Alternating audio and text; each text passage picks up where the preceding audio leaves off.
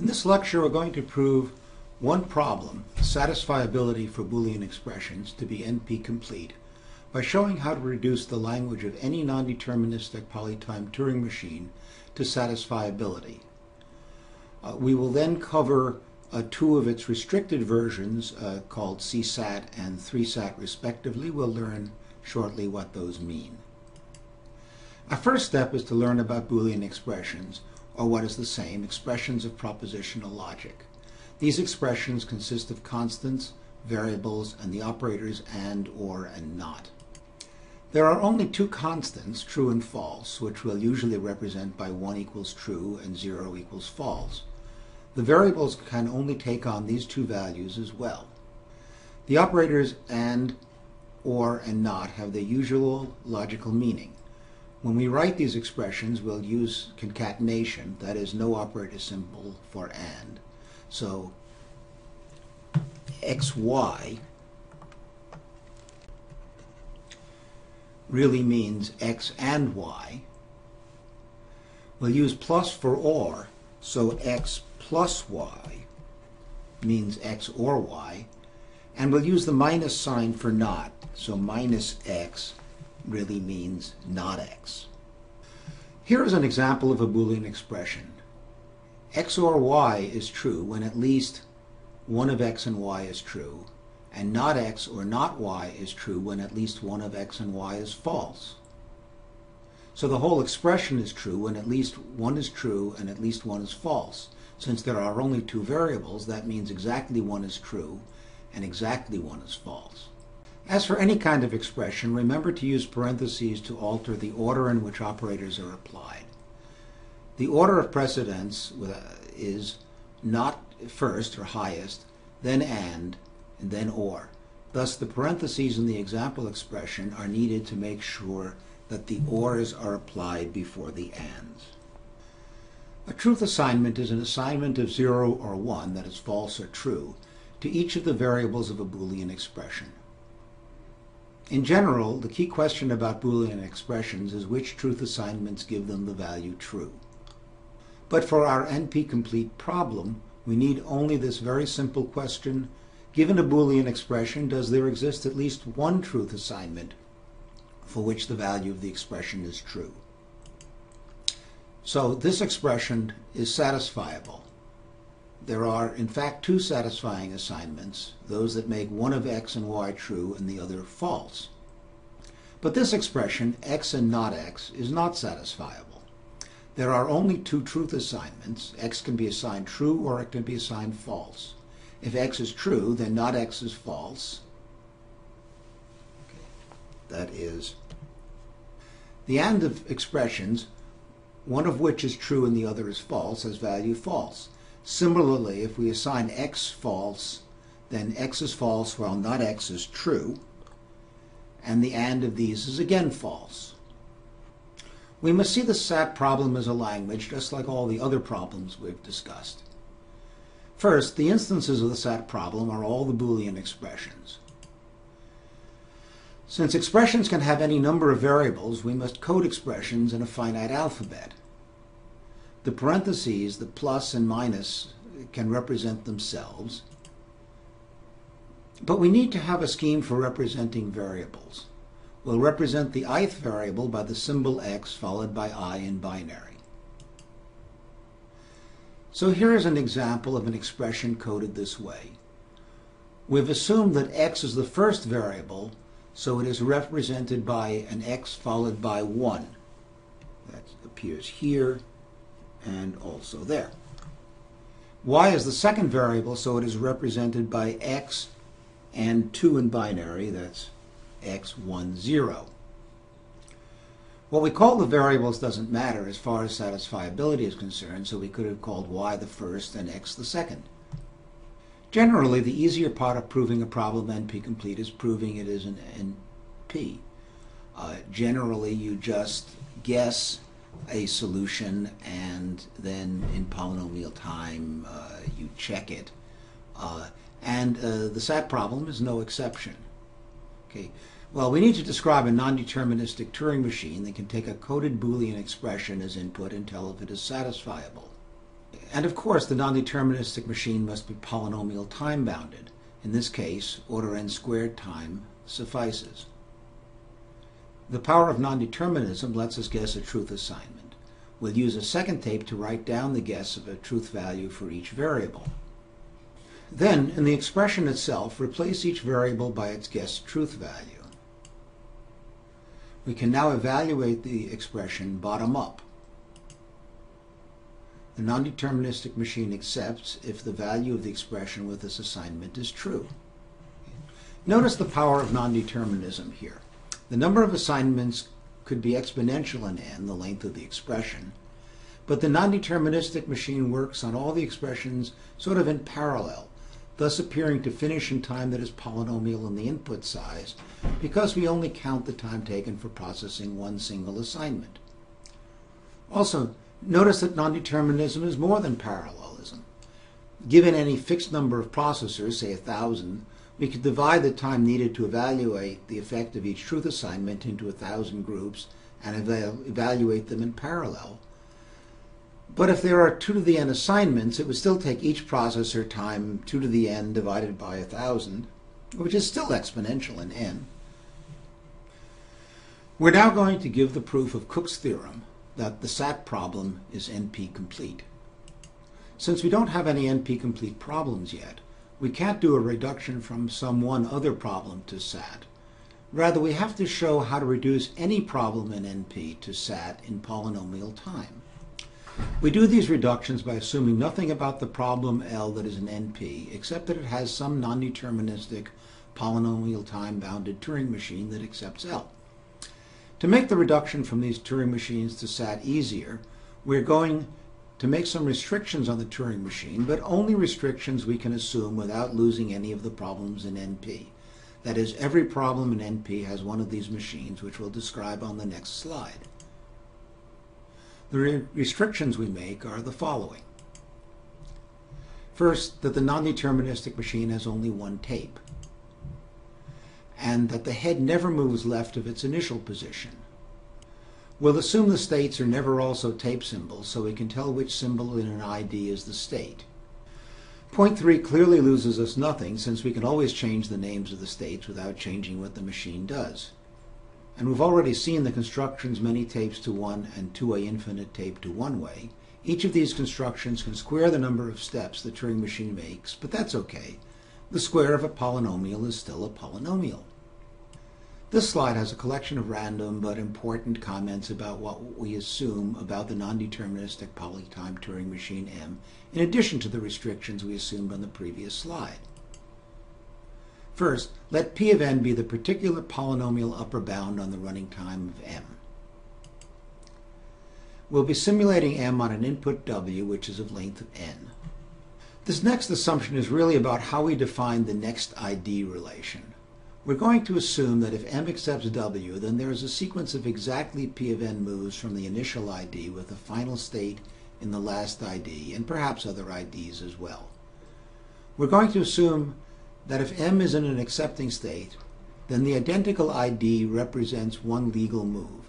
So if M enters an accepting state early on, then the sequence of IDs leading to acceptance can be extended to length P of n by repeating the first ID that has an accepting state.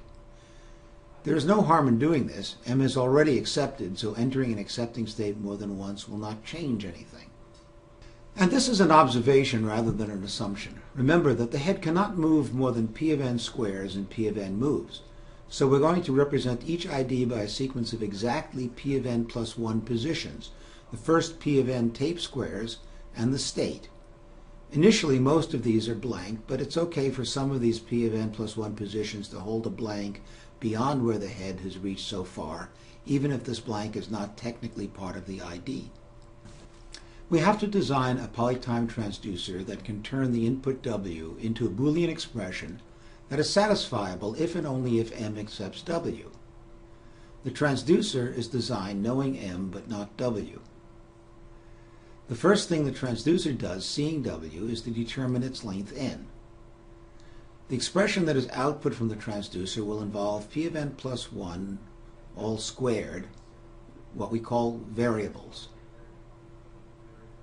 But these variables are not the propositional variables of Boolean logic.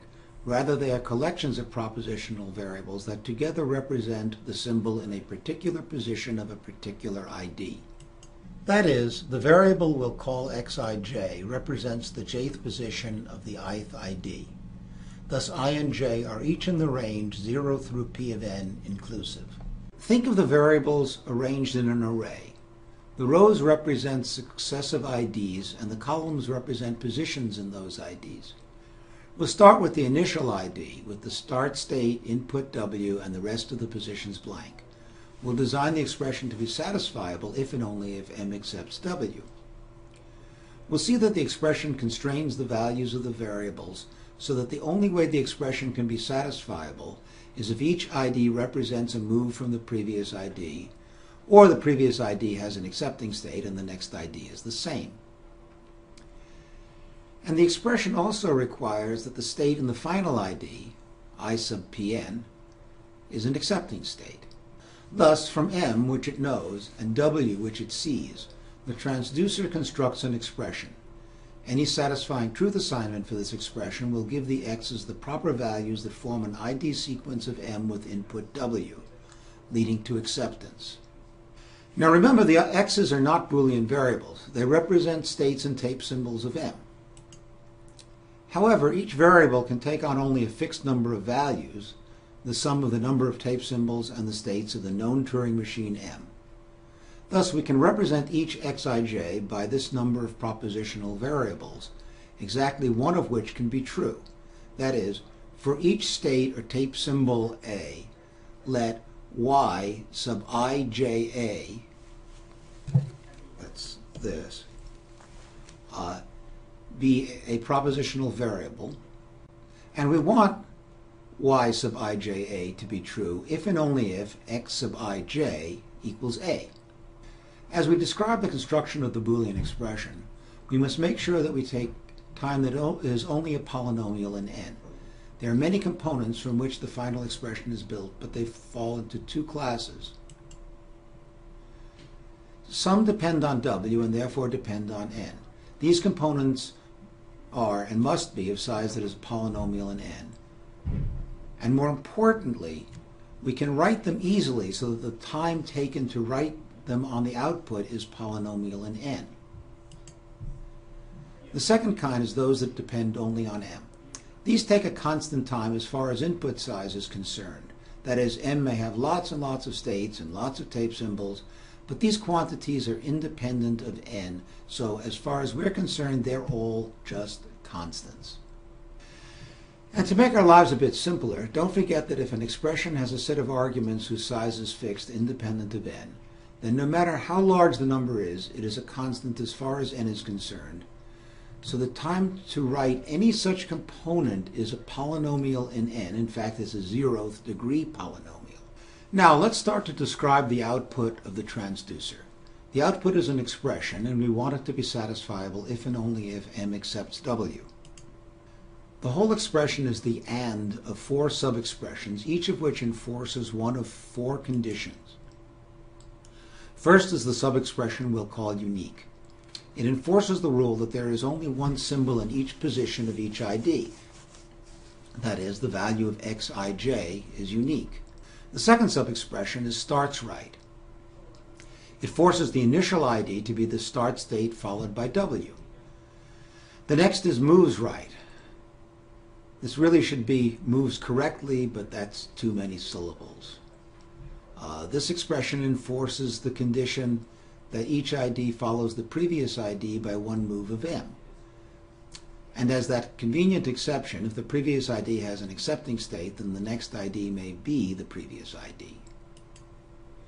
Finally comes the expression finishes right. This condition says that somewhere in all that stuff is an accepting state.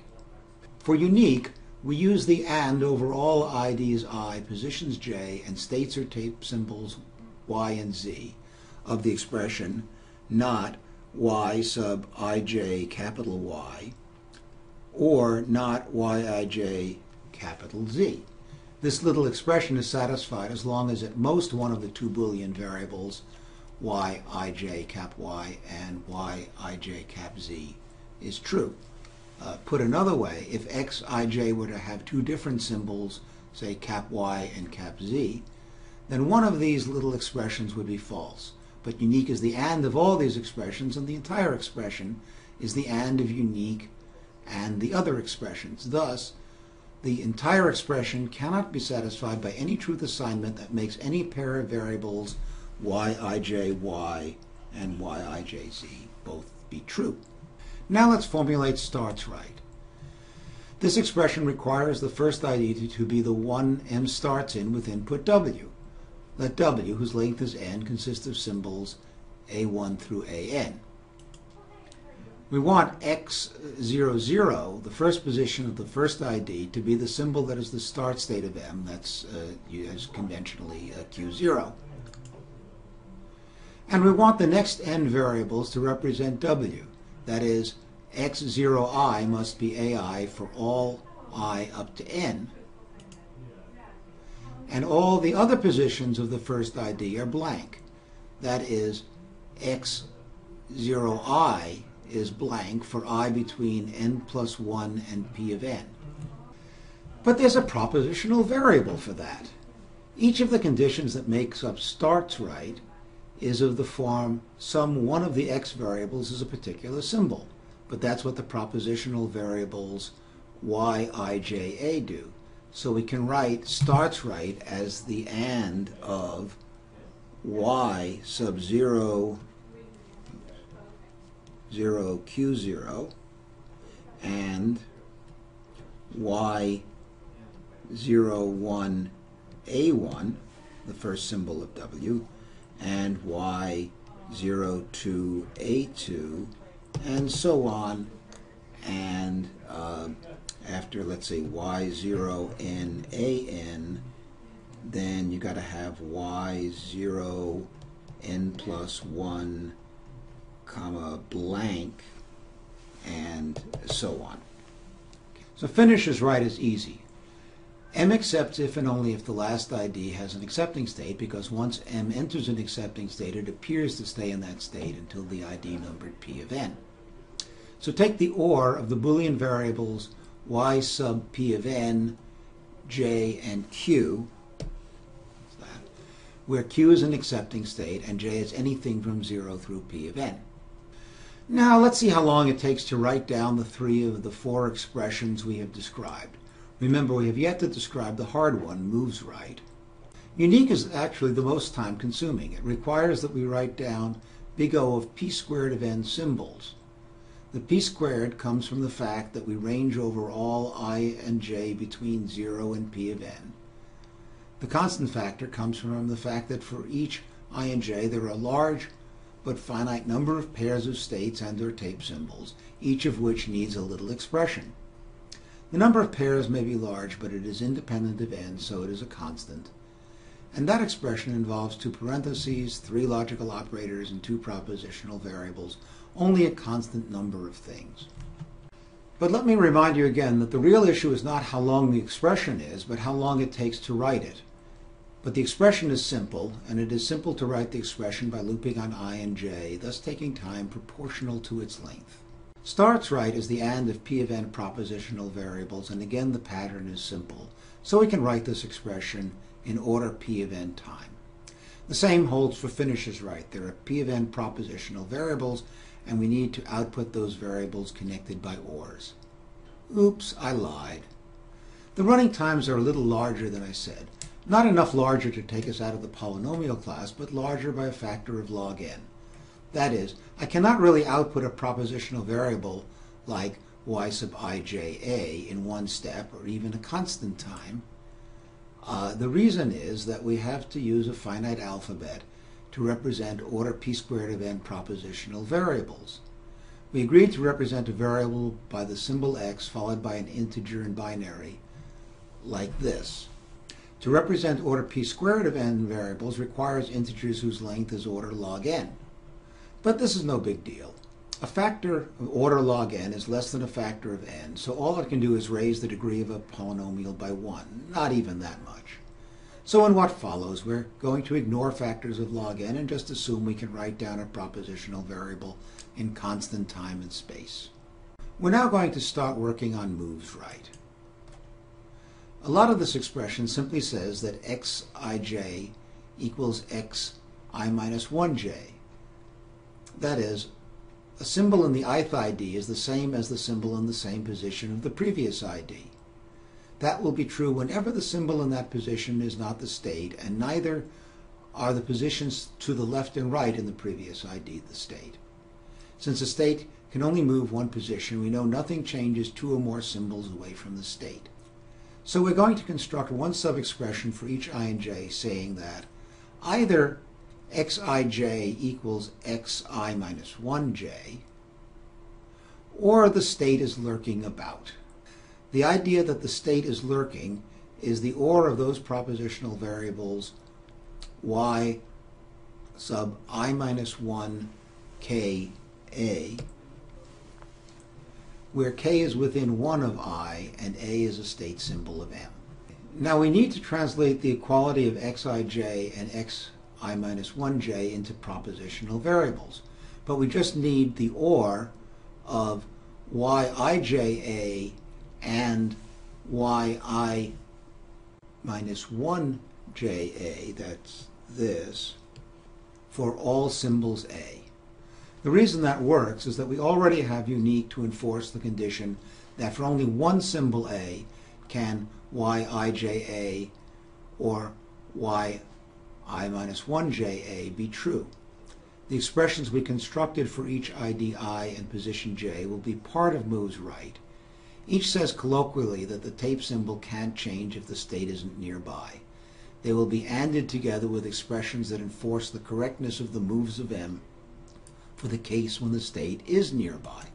To write the expression for moves right, we need to consider both the case on the left, where a position holds a tape symbol, and so do its neighbors to the left and right, and the hard case on the right, where the state is nearby.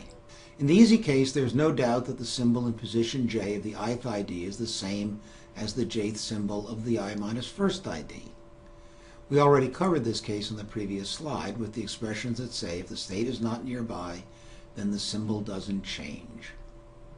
But in the hard case, there are three positions, the positions that hold the state in the I minus first ID and its neighbors, that can be affected by the move.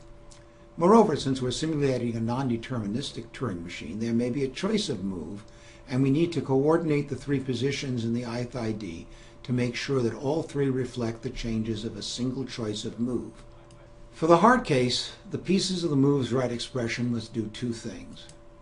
It has to pick one of the possible moves of M, that is, a state of Q, a tape symbol A, and a direction, that is, the choice of one of the triples in delta of Q and A. And then, for that move, it must enforce the condition that when the jth position of the ID I minus 1 holds the state Q, and the j plus first position of the I minus first ID holds a symbol A, then in the ith ID, the positions j minus 1 through j plus 1 reflect that move.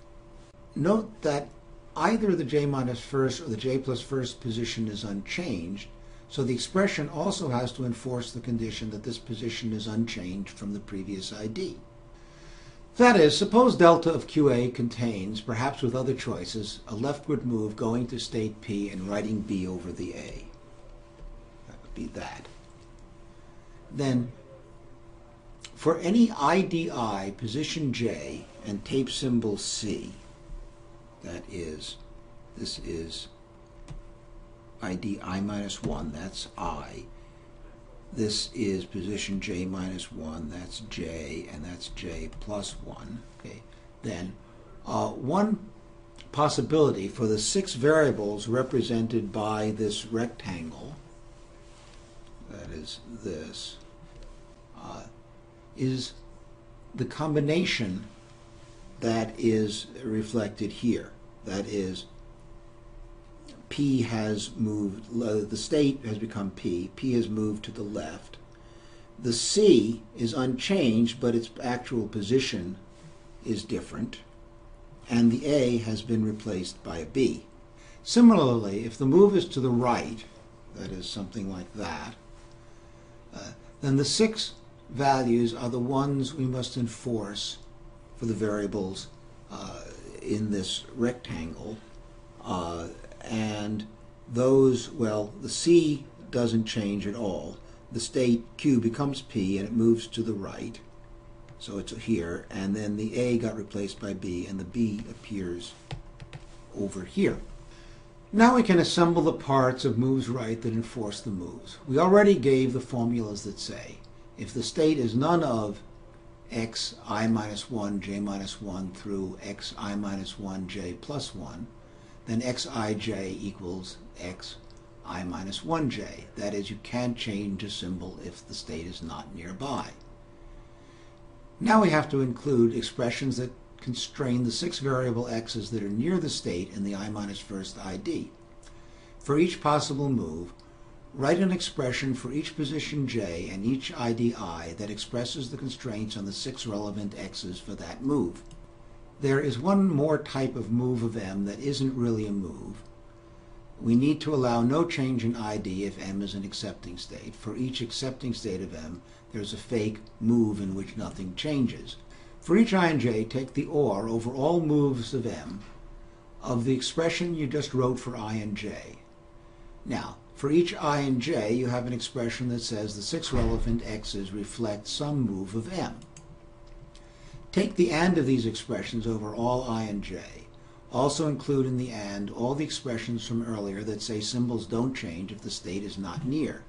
Okay, there's a small glitch in all this material. We assumed position j was not 0 or p of n, the leftmost and rightmost positions that are represented by the IDs. If j is one of these, there are only 4 x's involved, and we need to modify so that the missing symbols are assumed blank. The same fix-up is needed for the rules that say the symbol doesn't change if the state is not nearby. If the symbol in question is at one of the n positions 0 or n, then there is no possibility that the state is outside this range, and we can omit that requirement. Now consider how long it takes to write down the moves right expression. Moves right consists of the AND of 2 p squared of n expressions, 2 for each ID I and position j. One of the 2 is the expression that says the symbol doesn't change if the head is not nearby. The other says that if the head is nearby, then the 6 relevant symbols are related in such a way that they reflect one move of M. Each of these expressions can depend on the number of states, symbols, and moves of M, but none of this depends on n. That is, as far as the length of the input W is concerned, each expression is of constant size. We claim that each of the order p squared of n expressions is easy to write down in time proportional to their length by a transducer that knows the moves of M. So the transducer can output moves right in time that is polynomial in the length of its input W. As always, there is another factor log n because we must write the Boolean expression in a fixed alphabet, but factors of log n cannot take us out of the polynomial class. So, to sum up the proof of Cook's theorem, it takes time less than order p cubed of n for the transducer to output the Boolean expression that is the AND of the 4 key components: unique, starts right, finishes right, and moves right. We claim that this transduction really is a polytime reduction of the language of M to the language SAT. First, if M accepts W, then there is some ID sequence that leads to acceptance. Imagine the P of n plus 1 by P of n plus 1 matrix of the xij's. The accepting sequence of IDs lets us fill out this table correctly, giving the value to xij that reflects the sequence. The expression we constructed will be satisfied when we assign to the propositional variables yija the truth values implied by this choice of xij's. So if M accepts W, then the expression is satisfiable. Conversely, if we have a satisfying assignment for the expressions, we can get unique values for the xij's from the propositional variables. The unique expression assures that the xij's can be given unique values.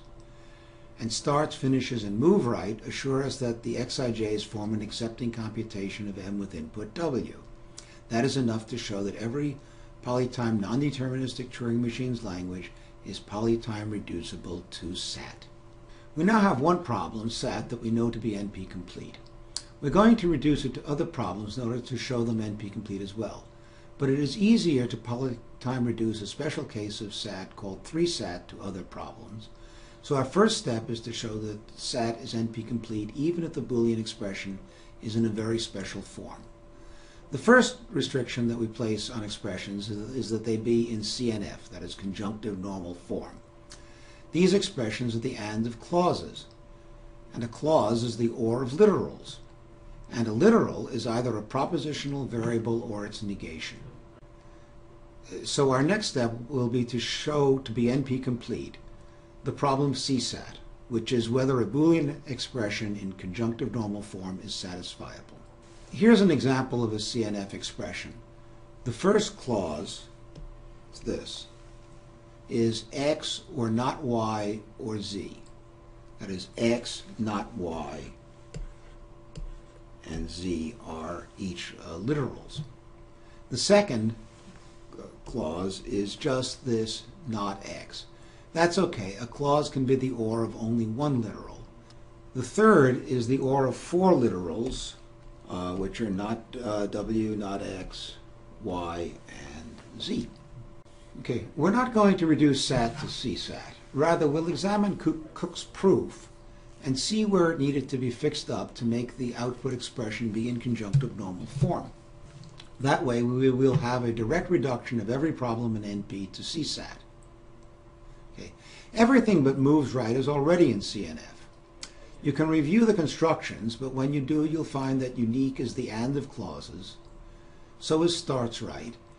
In fact, each clause has only one literal, which is in fact an unnegated variable. And finishes right is the OR of unnegated variables, and therefore is a single clause. Now let's look at moves right. It is the AND of an expression for each I and j, where I is an ID number and j a position in that ID. Recall this expression says that either the head is not near position j, and the symbol in position j of ID I is the same as the symbol in the same position of the previous ID, or the head is at position j in the ID I-1, and the 3 symbols of ID I around position j reflect one move of the polytime Turing machine M. Here's the subtle thing.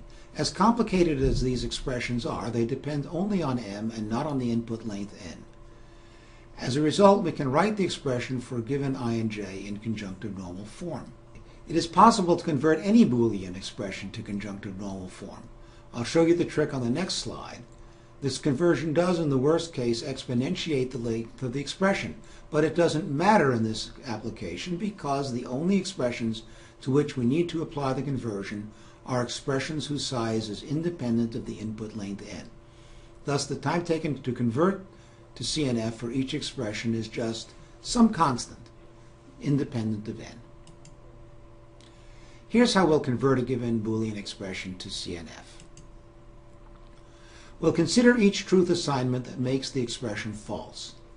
Note that if there are k variables in the given expression, there could be 2 to the k such truth assignments, and the resulting expression will take that much time to write down. But again, we're only exponentiating a constant, and the result is still independent of the input size n. For each such truth assignment, we construct one clause. If variable x is assigned true in this truth assignment, then the clause has literal not x, and if x is assigned false, then the clause has literal x. That way, the only time the clause, which is the OR of all of these literals, is false, is if this is the exact truth assignment. The resulting CNF expression is the AND of the clauses for each truth assignment that makes the original expression false. Thus, the CNF expression is made false exactly for those truth assignments that make the original expression false, and therefore it is of course, true exactly when the original is true. For example, consider the expression not x or y and z. This expression is made false by 3 truth assignments, those in which x is true and at least one of y and z is false. Let's convert the first truth assignment, where x and y are true and z is false. Here is the resulting clause. Since x and y are assigned true, the clause has not x and not y. Since z is assigned false, the clause has z without negation. Notice that the only way to make this clause false is to make each literal false, which means giving each variable its value from the truth assignment that generated the clause. The other two truth assignments generate the next two clauses, this and this, and the entire CNF expression is the AND of the three clauses. It is therefore made false exactly when the variables are given one of the three truth assignments.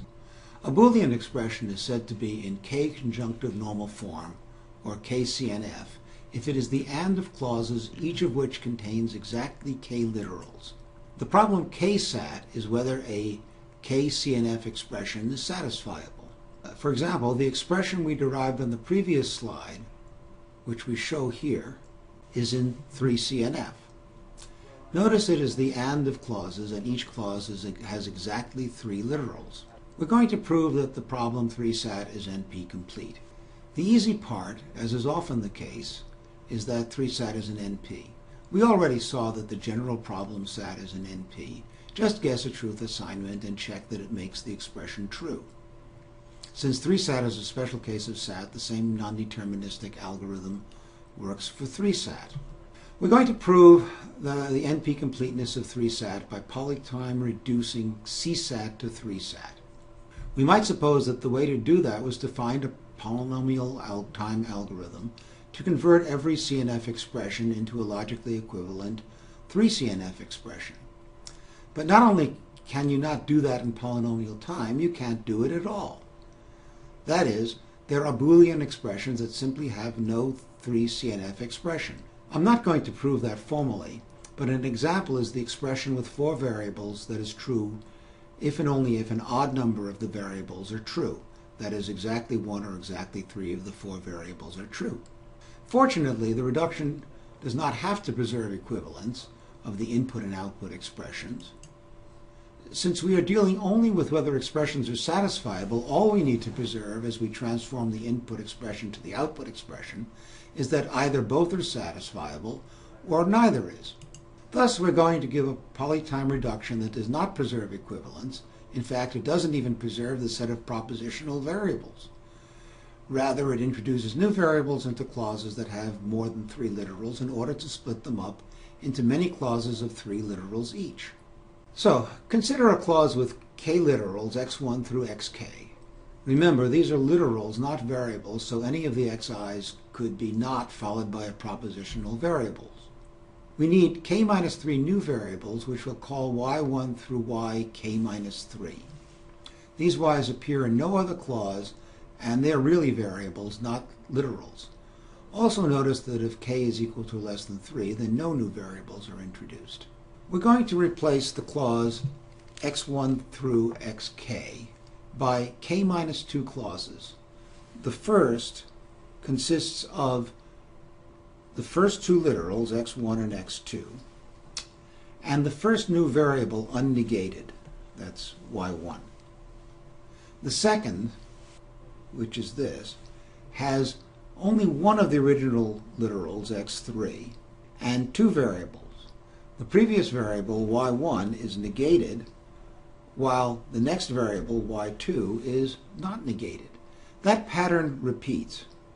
Each new clause has one of the original literals, say that, a negated previous y, and an unnegated next y. Then finally, the last of the new clauses has the last 2 of the original literals and only the previous y negated. We need to show that when we make this change, the new expression is satisfiable if and only if the original expression was.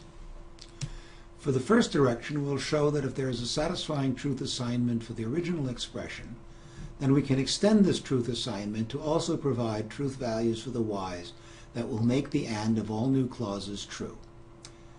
So suppose that there is a satisfying truth assignment for the original expression. Then this assignment makes at least one of the literals, the x's, true. Say it makes xi true. Then we can assign y sub j the truth value true for j less than I minus 1 and assign y sub j the value false for y equal to or greater than I minus 1.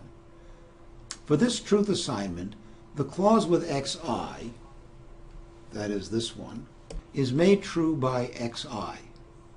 all the previous clauses, those there, can be made true by their unnegated y's, and all the later clauses, all of these, are made true by their negated y's.